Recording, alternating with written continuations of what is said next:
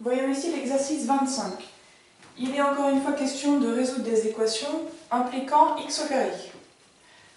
Donc, au niveau de la méthode, je ne vais rien inventer. Le but, c'est d'avoir x au carré égal à une valeur. Donc, je vais réunir les x au carré à gauche ou à droite du signe égal et toutes les autres valeurs de l'autre côté.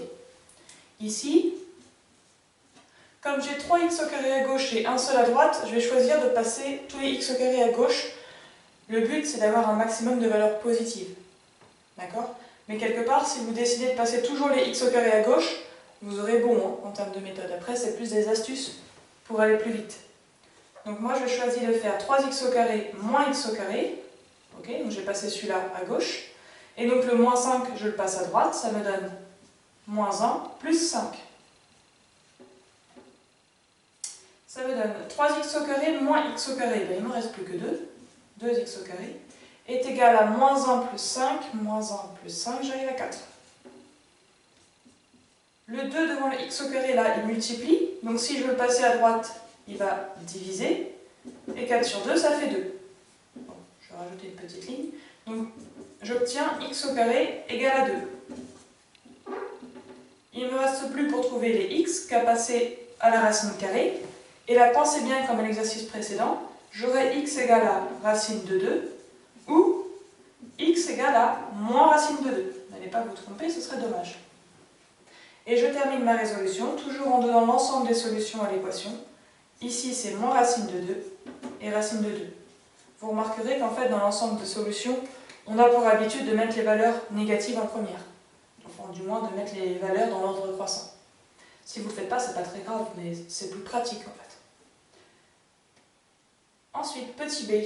Petit b, moins 2x au carré plus 6 égale à 3x au carré. Alors, c'est là où en fait, moi j'ai bien envie de placer les x au carré à droite sur cette équation, parce qu'alors je travaillerai avec des valeurs positives. Regardez, si je garde le 6 à gauche, là j'ai 3x au carré, et le moins 2x au carré, je le passe à droite, il devient plus 2x au carré. C'est confortable parce que j'ai que des valeurs positives. Après, c'est pas la seule méthode qui existe. Donc moi je vous laisse avec une correction possible. Si vous avez d'autres méthodes, vous n'hésitez pas à essayer. Donc je me retrouve avec 6 égale à 5x au carré. Et ensuite, ici, on se rappelle qu'il y a un fois. Je vais passer le 5 à gauche. Il va alors diviser. Donc j'ai x au carré est égal à 6 sur 5.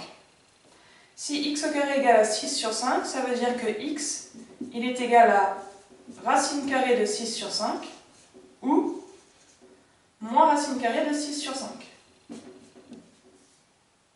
Et je peux écrire mon ensemble de solutions.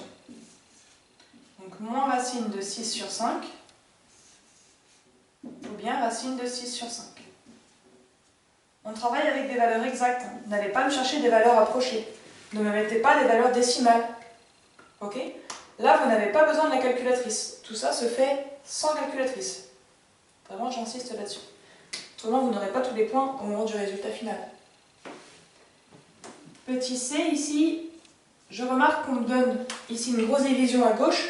Donc je vais commencer par enlever le 5, je le passe à droite. Puisqu'ici il y avait divisé, ça va me donner multiplié à droite. Donc j'ai x au carré moins 2 égale à 1 fois 5. Ça me donne x au carré est égal à 1 fois 5, 5. Et le moins 2, je le passe à droite, il devient plus 2. J'obtiens alors x au carré égale à 7. Et là, pour finir, j'applique la racine carrée. J'obtiens alors x égale à racine de 7 ou moins racine de 7. Mon ensemble de solutions, c'est alors les valeurs moins racine de 7 et racine de 7. Okay? Alors, pas de grande difficulté ici. Ce qu'il faut bien retenir, c'est les priorités d'opération. Okay? Là, le divisé par 5, il s'applique à tout le bloc x au carré moins 2. Donc, dans un premier temps, le bloc x au carré moins 2, je ne peux pas le dissocier. C'est d'abord le divisé par 5 que je dois passer à droite. Du coup, ici, eh bien, c'est le même modèle. On a d'abord une grosse division. Donc, je passe le divisé par 3 à droite. Ça va me donner 5 fois 3. Ici, je garde le 4x au carré. 5 fois 3, 15. Et le moins 1 qui était là, il passe à droite. Il devient plus 1. Ça me donne donc 4x au carré est égal à 16. Étape suivante, eh bien, je passe le 4 à droite. À gauche, il multipliait, donc à droite, il va venir diviser. Je vais avoir 16 sur 4. Alors ça, c'est plutôt cool parce que 16 sur 4, on sait, ça fait 4. Et si x au carré égale à 4, ça veut dire que x égale à racine de 4, autrement dit 2, ou moins racine de 4, autrement dit moins 2. Mon ensemble de solutions pour cette équation, c'est moins 2 et 2. Alors si vous mettez moins racine de 4 et racine de 4, c'est bon, mais c'est dommage. Il faut aller jusqu'au bout du calcul. Ok, racine de 4, on sait, ça vaut 2, donc on met la valeur finale. Voilà pour ces équations.